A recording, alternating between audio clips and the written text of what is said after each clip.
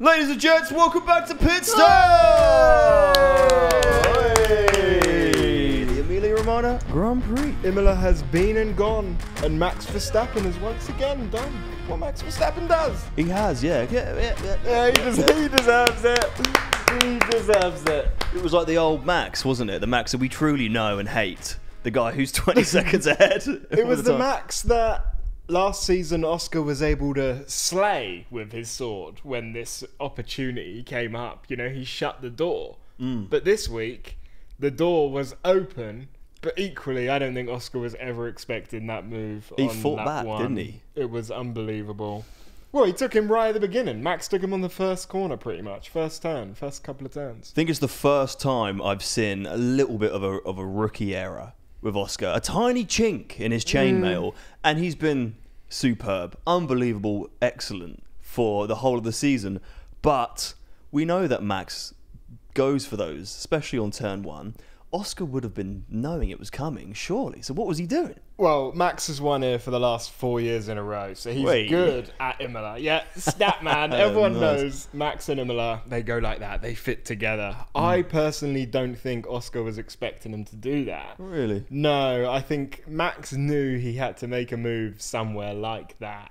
Doing something a bit different, get it done. And I don't think Oscar was expecting it, because Oscar didn't break at the right time. He broke early, didn't he? No. So maybe that was him thinking like, oh, I'm sound. I'm all right. I'm not under attack. Well, that just set the race up a little bit at the beginning anyway. I mean, mixed reviews, actually. Not going to lie. Like, quite mixed reviews about the whole thing. Yeah, I mean, going into this race, I was like, it's going to be another DRS train. Which it was. It's going to be a snooze fest again. And it was for most of it. Yeah, there's a lot of people online talking about it and saying it was a great race. Like, they don't want him to leave the calendar. If there wasn't the safety cars, if Ocon didn't go out and Antonelli didn't pull over on the grass, we would have been in a DRS train for like 45 laps there. Yeah, and the fact of the matter is that they both didn't DNF because something crazy happened in the race. Yeah. The car just stopped working. So yeah, if it wasn't for that, that could have been a case of FIA F1 directors being like, turn off a couple of cars. Yeah, just turn the cars off because nothing's happening. We've got to do something. It was the safety cars that made it a race. I mean, as soon as people started pitting differently and Oscar couldn't handle the mediums, which was really interesting to see how a medium was able to like die and then come back to life. The rebirth of the medium tyre. He must have been driving on that thinking it was getting worse, and if he'd just put it through for like a couple more laps. Yeah, but I remember thinking at the time that they pitted Oscar way too early. And this was before, obviously, all the safety. I mean, it's easy with hindsight, isn't it? But even up, like, before the safety cars happened, I remember looking at it thinking, like, it's a bit early to pit Oscar. Because he's going to be in the middle of a pack. I think it is difficult when they have two #1 drivers like that. That, you know, they were talking about it after the race, but in terms of strategy and who to pit when and what to do, it becomes very difficult when you've got the two people competing for the championship. Because how do you preference one over the other? Or and there's you and me sat here on the sofa with snacks being like, why are they doing this? What are they doing? As if we know any better. No, I think some of the decisions... Look, okay, here's one for you. All right. Why did no one put softs on? At the end, if it was that close together, why didn't someone just put softs on for the last? Because the soft wasn't good enough for this track. Yeah, but it was after a safety car. They only had like 5-6 laps. A soft would have lasted. But no one used softs this race, mate. I know. There must have been a reason why. That's why I'm saying it, I don't mate. think it was the right temperature or the track or... Well, it was a new tyre. Get Jake on the wall is what you're saying. Because you would have put a soft out. I would have. Gabriel tried something Bortoletto different. in P1. Well, it was a new tyre this week, wasn't it? Not the P6, the C6. Got that wrong last week. Yeah. Did you call? Oh, is that what you called it? Yeah. Which is just a different compound of a medium. So it's not actually a whole new... Or was it a different compound of a hard? Well, here's one for you. Okay. After this, right? After this performance from Max, do you think... Is it championship back on for Red Bull? I don't think it was ever championship off. To be honest. I think it was... McLaren obviously have something really quick at the moment, and that Red Bull is still not the quickest car. You know, that McLaren will be the quickest car. Maybe even the Ferrari looked like unbelievably quick today. It did, in the straight line, look really quick. Yeah, so I can't wait for Monaco, actually. But I think, yeah, championship was never off for Max. And when it comes down to these tracks where it's all about that one quali lap or just who can piece it together, he's always going to be at the top. Yeah. So, yeah, I don't think it was ever off for Max, and There's I wouldn't something be in it. surprised whether he just keep winning a few in a row. Do you think he's taking something? Taking what? Well, there's a lot of performance enhancing drugs in boxing, for instance. I don't think Max is. Do you think F1 drivers could do anything like that? Well, they broke a few records this weekend, mate. They've become the highest winning Formula One team of the 21st century. Okay, well that deserves a clap because that is a record in itself, isn't it? Yeah. So since 2001, McLaren have had 71 wins. Mercedes with 120, big jump. Ferrari with 123 and Red Bull with 124. And Max Verstappen now has the same amount of podiums as Michael Schumacher got with Ferrari, which is 116 podiums. That is an unbelievable stat. I mean, we should remember there was way less races when Schumacher was racing, so he would have more. For a bit of contrast, Lewis Hamilton still beats both of them by a massive margin. Yeah. He's got 202 podiums. Mm-hmm. So... clap that? I'm sure we've clapped it before. I mean, Lewis Hamilton also had... Look, I got into an argument with someone in our YouTube comments about it. Did you? Yeah. I don't usually get into arguments, but this one I got into an argument. So you're a keyboard warrior? I had to, because it was... Someone clipped it up where I said that Max has broken so many records in F1 already, and someone was like, no, Lewis is the GOAT. Max hasn't got any records at all. And they were giving it to me about all these stats of highest percentage of pole or most podiums, and Max doesn't have anywhere near as many races as Lewis. And I would argue that the records Max has are almost more powerful. He's got some incredible records, most wins in a season. Yeah. And he's got highest percentage of wins. I would say they're more progressively good as records to have over some of the other ones. So, I mean, Lewis has done a phenomenal job. No doubt in that. But I would hand a lot of the compliments to Mercedes for providing him with a car for such a long period of time. That was so good. Yeah. So Lewis, GOAT. Lewis. Yeah. GOAT, mate. Do you know what I mean? But also Toto and everyone back at the factory, big goats as well. I like that Toto wasn't there this weekend there for his son's graduation, wasn't he? Was he? Is that where he was? He was in America for his son's graduation. In America? Mm-hmm. His son goes to college in America? Yes. Wow. What does he study? Business economics. Wow. Any other questions for me whilst I'm here? Well, it just made you think, F1 drivers, they often try and get their kids up as a racing driver. I thought, I wonder what Toto's doing with his kid. Business and enterprise. I don't know much more than that, mate. Wow. But Mercedes have been doing a great job, and you are right. It's quiet under the fact that Lewis has all them wins of how good the team would have been for so many years. So could Baby Wolf end up taking over the team at some point? I think it goes to Bradley now. It'll go to Bradley, but Baby Wolf, as soon as he gets older...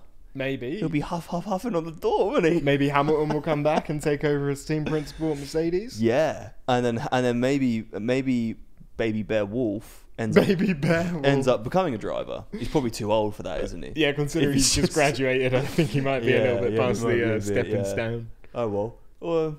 Yeah. Regards to Baby Wolf, anyway. But there's a lot of people who do say that Lewis Hamilton should be an 8-time world champion. Yeah. They often refer to another season that some of you may remember. What's that? Clueless, man. So really, maybe he should be a 9-time world champion. Interesting. Well, without a doubt, the longer we've watched F1 and then you think about 2021, what actually happened that day was diabolical. Diabolical. Yeah, it was. It would never happen, would it? Really. How did they let it slide? But without 2021... you don't have this friction between Lewis and Max as much. Yeah. You don't see the potential rebirth of Lewis Hamilton. You may have not seen Lewis go to Ferrari. We may not have seen of Carlos Sainz in the Williams. Yeah. There are many things, like a knock-on effect, that have happened since 2021, I would say. It feels like a long time ago now, doesn't it?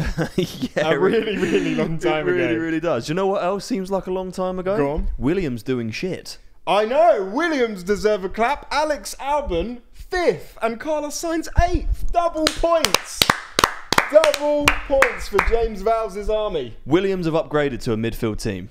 Yep, they're fifth. They are comfortably fifth. Are they? I didn't check that. Wow. Comfortably. By about 30 points. Imola, Albon 5th, signs 8th. Miami, Albon 5th, signs 9th. Saudi, Albon 9th, signs 8th. Mm-hmm.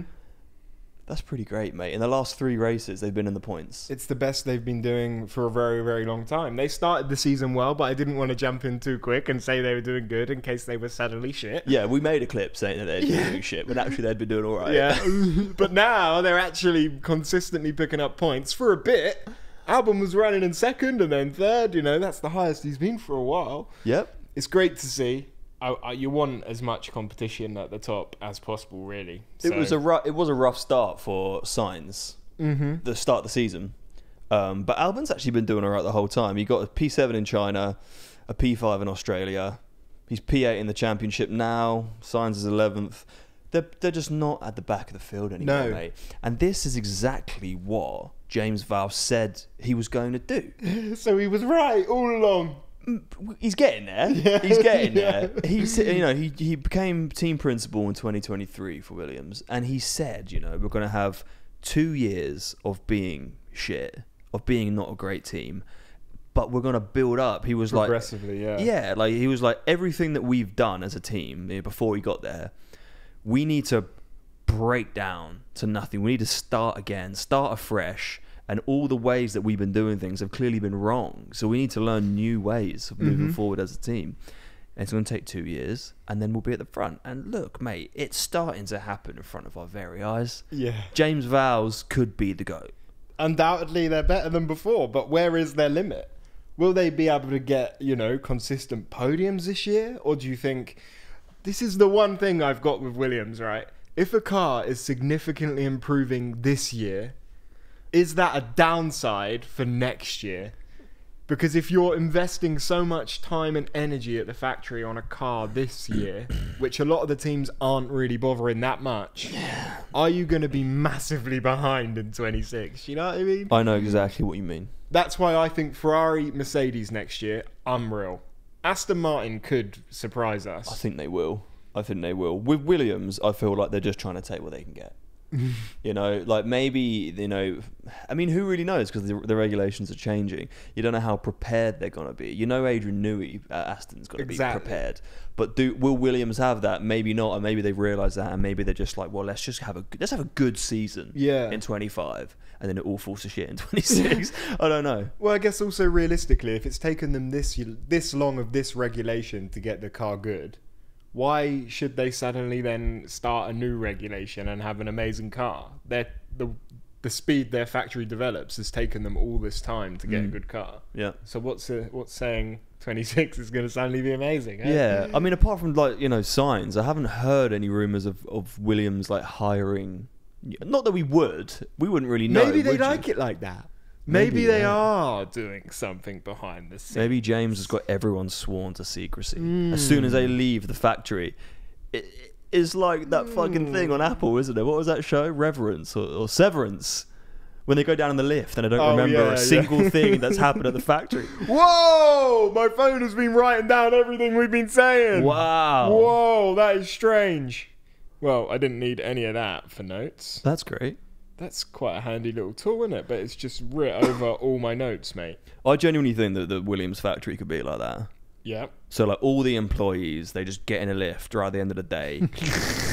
You all get sucked up, whatever happens in Severance, and then they come out and they don't remember a damn thing. And their wives are like, "How was work today?" And they're like, "Oh yeah, I think it was alright." When really there's something mental going on at Williams. That's right the secret of the F1 paddock. Yeah, isn't it? there's something crazy happening. Well, whatever it is, they're doing it right. It seems that way. And the other thing that F1 and the whole sport is doing right, and we have to talk about it, Yuki Tsunoda's crash in qualifying was absolutely huge.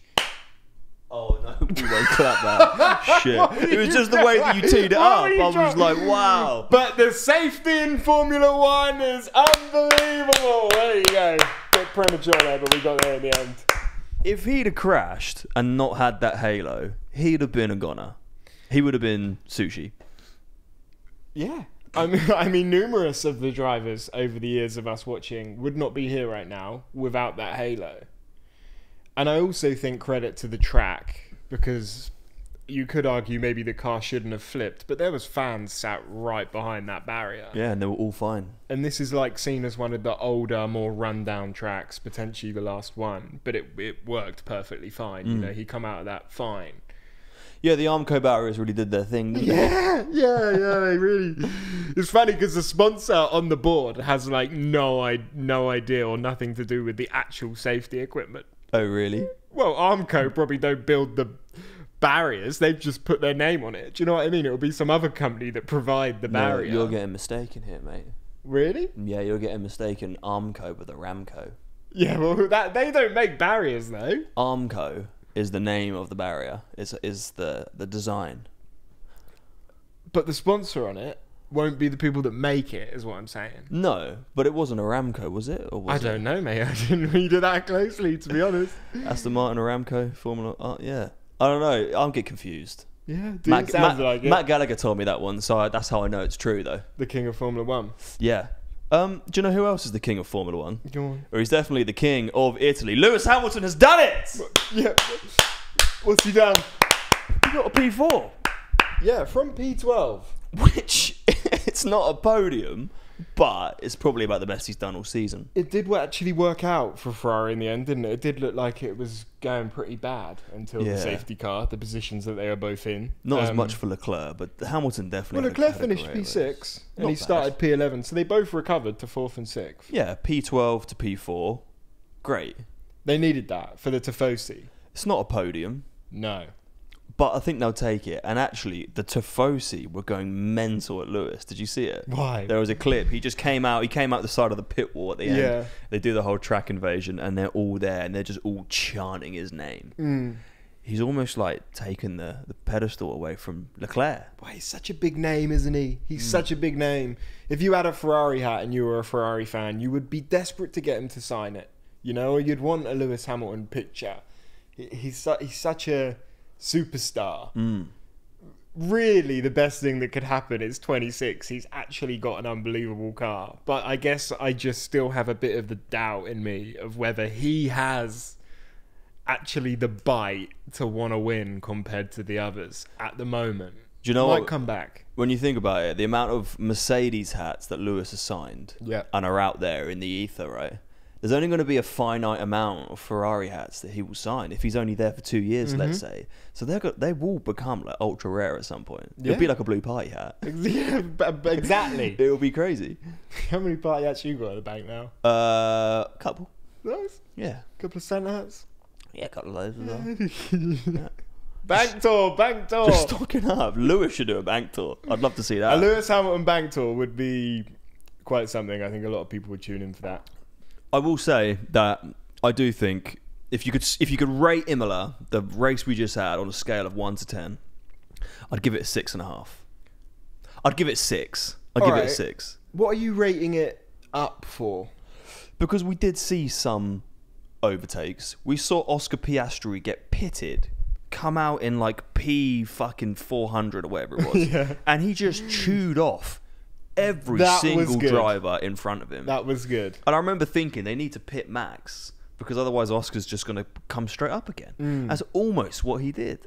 Well, you know, I was thinking when it was a DRS train, I was thinking that when every car's in a DRS train, it's quite easy to spot which drivers are better than others. Because if everyone is struggling to get past because they're at the same speed, but someone is still able to come through everyone, it quite clearly shows you that they are better than everyone else. It's true. You can quite easily see. Maybe. Yeah? Yeah, maybe it's true. Because they're all at the same speed pretty much. Yeah. Like no one's got much of an advantage there. There should be a DRS break. If everything's happening like that, there should be a lap or 2 laps at different points through the race where they just shut the DRS off. Just randomly. Yeah. Well, who knows? Maybe do they need to remove it or do they not? Or do they just get rid of the track? I don't know. I don't know why there hasn't been like dead clarification on it, but I'm pretty sure that was the last Imola. But it is kind of strange, like how everyone's like, "Oh, this might be the last Imola," because they're probably fighting it, aren't they? The Italians probably fighting for it like crazy to keep it. it's just it's not the track, bro. It's not the track. It's an amazing track. It is an amazing track. You got ups and downs, you got hills, you got swooping turns, you've got chicanes, you've got a dastardly long straight, which isn't actually straight. It's a historic track. It's been on the calendar for this amount of time for a reason. It's the cars that have changed recently. Okay. So the circuit should stay because we actually don't know how the new cars, they're smaller next year, don't know how they're going to perform on a track like that. They should at least give it 26, you know? See what happens? Yeah, but then because they haven't announced what might come in, who knows what they might have in store. The replacement option could be unbelievable. Do you reckon that'd be ready yet? Way too early, isn't it? Well, I think it said 2028 for that. We had a good chat about the track, and you said that the runoffs at Imola might not be the best idea, right? Yeah, well, the gravel traps. You think they should maybe change? Yeah, I've been very vocal about gravel traps in the past. Yeah. And or the runoff areas, sorry. Mm-hmm. And saying how get rid of the runoffs. It makes the racing better. Yeah. But I think if there's just constant gravel trap and there is nowhere to go, it kind of promotes less hard racing because the drivers won't be as ballsy then going into a corner if they know that they're going to be screwed in a gravel trap. I guess it goes both ways, doesn't it? It's sort of like 6 of one and half a dozen of the other. Because the drivers that are confident enough to be ballsy enough would make the most of the fact that the other drivers won't go in as quick, like Max. Yeah. Which is how Max comes out winning. Exactly. Because he's not scared about going in a gravel. If there wasn't the gravel there, but Max was on the outside, so maybe he would have just gone across the runoff. Then he would have had to have given it back. There's different possibilities. All right, replace gravel and the runoffs with water, and then we'll have a real race. No, I think tar. So the wheels get sticky, so they just slow down. And then after there's like cannons with feathers. Nah, I think the runoffs actually, like you say, do make it good because I think then people have to stick within. But at the same time, if they did have somewhere to go, you probably would see them getting a lot closer. You'd just see more people driving off the track all the time, wouldn't you? I think it's a little bit here and there. I think it's a bit of both. Like, think about Abu Dhabi, right? When you're off the line, you go left again. You got that sweeping right turn before you bomb it down, hit the hairpin, and you go on straight. That should just be all gravel there. Okay. That whole runoff area should just be gravel, I think. Yeah. Do you know what bit I'm talking about? No! I can see it in your face. Picture it. Right, so close your eyes. You're on the Abu Dhabi starting grid. And it's lights out and away we go. And you bam, bam, bam, bam, bam. Heavy braking into a left. And then there's a little bit of a straight. And then there's a left again. And then there's that swooping turn right. You know what I'm talking about? No, but yeah, gravel. I agree. Yeah, how can you not know what I'm talking about? Mate, I don't remember the track. Fair enough. I don't remember the track. You're not a racer. You're not a driver. It's fine. I could literally drive around at Azerbaijan with my eyes shut right now. Go on, then. No. It's not the time for it. We've got an important conversation to have about Lando and Oscar, my friend. All right. We need to come to the decision whether McLaren did the right thing today or they should have swapped them and let Lando go after Max, considering he was on completely new tyres. Wasn't enough time. No? But they were coming back from a safety car. If they'd just swapped them straight away, it would have been like a second behind. You can't swap them during a safety car. No, but like straight off. You have to wait till Max goes. There was 10 laps left. In theory, they should have given Oscar like 2. If there wasn't 10 laps, if there was more, I would have, as the team principal, I would have given Oscar 2 laps and then let Lando through. But then there was only 8 laps left and Max was already like 5 seconds down. So it was tough. What do you think? Well, I mean, McLaren are so far ahead in the constructors that they were probably sat on the pit wall thinking it's not worth it. Like, the extra 5 points you might get in the constructors are not worth causing that rift between Oscar and Lando. We might as well just say to them, race. And I think Jamie Chabot made a good point, actually. If Lando was going to easily catch Max, he would have easily got past Oscar. Yeah, exactly. Yeah, so maybe it was the right decision, But I think if that's what we're going to get for the rest of the year, then we are going to see them fight. Do you know what I think happened? I think Mark Webber went up to the pit wall and went behind Zach Brown and he said, "You motherfucker, don't you dare let Oscar pass because I will beat you into an oblivion. But he did get past in the end anyway, didn't he? Yeah, he did in the end. Yeah, Oscar's tyres were shredded. Nothing he could do really. I like that Zach lets them race though, mate. Even in a situation like that, I love it. Just let them go at it. Yeah, I think it's the best thing to do. It was Colapinto's first weekend back. Yeah, Little crash in qualifying to wake everyone up. Yeah, one to forget. I think for Colapinto, I didn't see him all race. Did you see what Mick Doohan put on his story this weekend? No, what did he put on? Mick Doohan shared a picture of Colapinto crashed with laughing faces, and then he said Alpine is becoming a pay driver team. No, that's... Oh, man. That's a bit petty. It's a bit petty. I have to admit, that's a bit embarrassing, isn't it? And also, after his crash in quali, there was Jack Doohan, like, smiling at his phone in the paddock. Did you see that? That shot was probably filmed at some point throughout the day. That's what they thought, and then they had confirmation that it was just then. It came through live on air. We have just had confirmation there. Yeah, but how did they know he was smiling at the screen? He could have just been walking through the paddock. Someone said, "Hey, Jack," and he smiled. He could have been sent a nudie. He could have been looking at a video of a dog, like anything. Yeah. But just as Colapinto crashes, I mean, you would do the same in the situation, wouldn't you? Oh, it's media. Twist, twist, twist. I would be the same. I'd be laughing. I'd be devastated I've just lost my seat. Yep. I would be doing all sorts. I'd be putting tacks. All sorts. I'd be putting those little tacks like outside of the pit box, or the Alpine pit box, just so that he gets a flat tyre when he goes out. Yeah, I'd be sneaking around, doing all sorts. You would fit in perfect at Alpine. Me and Flavio. Fabio Briatore. I can't say it right if I'm going to say it. We'd be locked up in a heartbeat, both of us. In the clink. I like seeing him today in the garage with his glasses, controlling everything from behind the screens. Yeah. However, they had a fire in their car and it didn't really work out, did it? So did they have a fire in the car? Well, I saw a picture of an Alpine smoking. Really? But I don't... What was he smoking, Marlboros or... Yeah, anyway, on to my next note. I have a few more. Kimi Antonelli, first home race, DNF. Not what he would have wanted. No. But the reason I wanted to talk about this is because Jacques Villeneuve, he made a little comment that I just didn't like. Oh, you mean Albert Einstein? Yeah. The old bloke on the TV. Yeah. Which, by the way, due respect to him, but he looks like Albert Einstein. He does look like Albert Einstein, but he is an F1 world champion, isn't he? So he's done better than us. Yep. But he said... But has he climbed Snowden? No, probably not, mate. Or Ben Nevis, you know? Exactly, mate. So, you know what I mean? Has he got an Olympic torch? Has he played a show in a band? Probably not. Exactly, mate. So, actually, Jacques Villeneuve...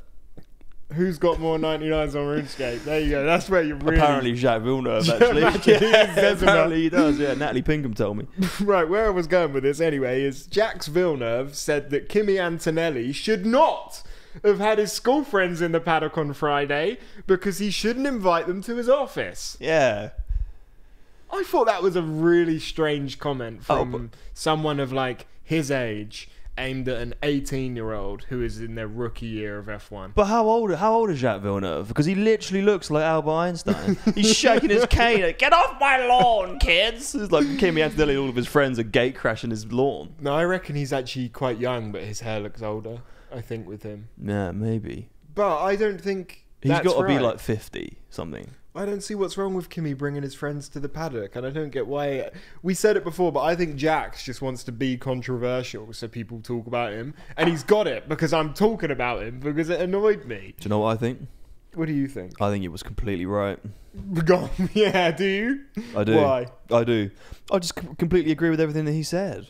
This is your office, and this ain't just... I'm being serious. This ain't just a normal job. Yeah. This is the most one of the most high performing sports in the world. Yeah. Bringing your mates.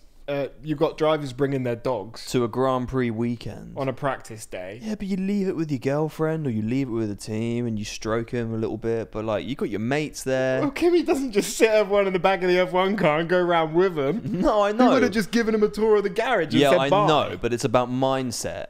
And if you're having a joke and having a laugh, you know, you're not fully locked in, is all I'm saying. I know it was a free practice session. It wasn't quali or it wasn't a race. But still, it's not the right mindset to be in. And I am partially with Jacques Villeneuve. Oh, give the boy a chance. He's 18. He wanted to show his school friends around the paddock. It's a nice thing to do. Next season. He might not. Well, he will be there. Yeah, next look, season, it was a nice thing to do, but he crashed. So well, he didn't crash. He DNF'd. He DNF'd. So maybe that's the reason why he DNFs. No, you reckon? No. You're gonna blame it all on his school friends. Maybe they sabotaged the car. If that came out, that would be absolutely quite something, wouldn't it? It's really cool that he invited them, and I like it a lot. But I do resonate with Jax a little bit. So you think he should be doing it more like Ollie does, where Ollie only really ever has his dad there? You know, you don't really see Ollie Behrman with an entourage like ever. I think it goes both ways. It was his first home Grand Prix ever as a Formula One driver. You want to have your friends and your family there, but also it was your first home Grand Prix in Formula One. Just lock in with your dad. Do you know what I mean? Just lock in. Yeah, I see it. But at the same time, his first home Grand Prix, they live there. You know, this is his hometown. His school friends aren't going to be flying across the world to go to a paddock, that many people. This is the only one they can go to. Look, it's a Jax Villeneuve comment. Maybe he should have saved it for Monza. Oh, yeah? Or maybe he goes and wins in Monza. You reckon? Because his mates aren't there. There you go. Who knows? Who knows, mate? Anything That's the beauty of the sport. It is. And the beauty of the sport is that sometimes we have triple headers, and we've got Monaco coming up next. We do have Monaco coming up next. Charles Leclerc won here last year. Has the curse been obliterated? Will Ferrari have something else? I predicted Ollie Behrman to win Monaco at the start of the season. Did you really? Yeah. Wow. Not sure about that anymore. That'd be interesting, wouldn't it? I am excited for win. it. I really hope somehow between now and next weekend we end up there. I mean, I don't know what the chances are of that, but waving the magic wand. If we had something out there, if we had like an opportunity for anything, for any interviews or anything like that, I don't even care about race tickets. We'd just drive, wouldn't we? Yeah. We would just pick up and go. Yeah, absolutely. It's an interesting race, isn't it? Because you need to. Quali's so important. And we can't do Saturday anyway because we're busy. We're going to meet Baby, aren't we? Yeah, we're going to meet our friend's new baby, Finley. Little Finley, we'll give him a shout. Let's give him a clap. Hello, Finley. Shout out to Finley. Finley's first shout out on Pitstop. Not that Finley or his dad are going to be watching this. No. Because none of our friends like us anymore. But I was annoyed that he didn't take my name recommendation. What did you... Yeah, Sean. No. What was it then? Piastri. Yeah. It was Sean from Shaun of the Dead. Yeah, it was. What was yours? Henri. Like Thierry Henry. Oh, nice. Yeah, nice. So it says Henry, but you have to pronounce it Henri for it to be accurate. Maybe a little flick on the E. Oh, it hasn't, has it? No, it doesn't. No. Thierry Henry. Well, there you go, mate. Speaking of Thierry Henry, he's French. We're going to be in France. We're going to be in Monaco. It's pretty much France. When? Next week. Oh, we... Well, the F1's going there, isn't it? So we're going to suddenly go? No, I'm just saying the F1 world is going to be in Monaco next week. I mean, we're still going to be here in London, unfortunately. Yeah, unfortunately, unless something crazy happens. But yeah, Monaco is here. The crown jewel of the calendar, as some people call it. We'll save our predictions until next episode. We need to announce the winner. We do, and I have the winner. I've picked the winner. Do you want to grab the hat? Of the Kimi Antonelli hat. Yeah, thank you so much to everyone who commented. There was absolutely loads. Literally just put every comment into a random thing, and I have the winner here. Do you know what? I haven't worn it yet, so just so I could say that I've worn Kimi Antonelli's signed hat. There you go. We will do more of these giveaways as well, so be ready for them because we're just going to drop them in random episodes. And anyone in the world can win. The winner is from Colorado today. No, we've got to send it to America, bro. The tax. Shut up. The delivery fees, bro. And their comment said, Pumpernickel, hello from Colorado. The winner of the hat is Brittany Goodley. Woo! There we go. Yeah, Brittany. Get it. This is going to be yours. Let's go. We said it last step, but I love that we can do stuff like this because why not give it away? You said it perfectly. The reason you guys watch. The reason we get this is because you guys watch, so... Yeah, so why should we keep it, you know? We have got like another 30 signed things that we probably are going to keep, but some of them we'll give away. Yeah, so Brittany, Kimi Antonelli hat is coming over to Colorado. There'll be another giveaway coming soon for you lovely YouTube lot. Yeah, shout out to Brittany. Shout out to everyone at home watching. Click the bell button. Yeah. Hit subscribe, hit the like button. Turn bell notifications on ding. Yeah. And we'll see you on Thursday for our Monaco predictions, pre-Monaco Grand Prix. Can't wait. Hope everyone enjoyed Imola. Congratulations, Max Verstappen. fantastic drive. Yep, congratulations, Lewis, for a fantastic drive. Yeah, and McLaren second and third. They're just continuing that Constructors' Championships dominance. Yep. So it's going to be a good one, I think. Yeah. Monaco, actually, maybe not so many overtakes, but Maybe we not. might Ollie see Berman's something. going to win it. So Who can piece it together in qualifying? We'll find out next week. see you on Thursday. See you Thursday. Goodbye. Bye. Bye, everyone.